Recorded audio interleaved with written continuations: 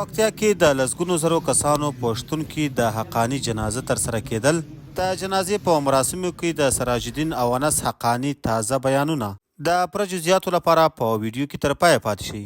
طالبانو د سختو امنیتي تدابیرو لاندې چې زرګونو امنیتي ځواکونو یې امنیت نیولی و، د پنجشنبې په ورځ د کډوالو چارو د وزیر خلیل الرحمن حقانی د جنازې مراسم د پکتیا ولایت په ګرد سیړۍ ولسوالۍ کې ترسره کړ. د جنازې مراسمو څخه په خواره شوي انځورونو او ویډیوګانو کې لیدل کېږي چې په لسګونو زرو خلک د هغه د جنازې مراسمو ته ورغلي وو. د نوموړي جنازه د هلیکوپټر په واسطه له کابل څخه پکتیا ته انتقال شوه.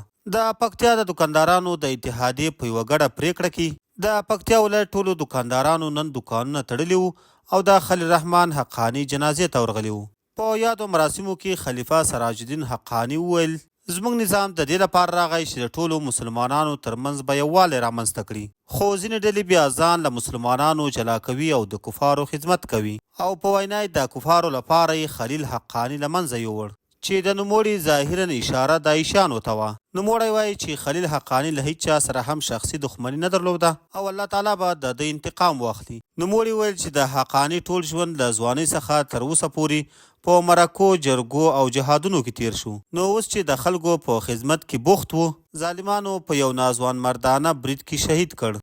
هغه زیاته کړه چې حاجي خلیل د دوی د کورنۍ یو اتیاوم شهید دی چې د وطن او اسلام لپاره ځان قربانوي.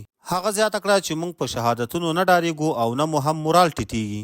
بلخوا د هغه ورور انس حقانی د جنازې له مراسمو څخه وروسته وویل چې له ټولو افغان مشرانو او کشرانو او همداراز له هغو نړیوالو دوست هیوادونو څخه هم مننه کوو چې له موږ سره په دې دروند غم کې غم شریکي وکړه.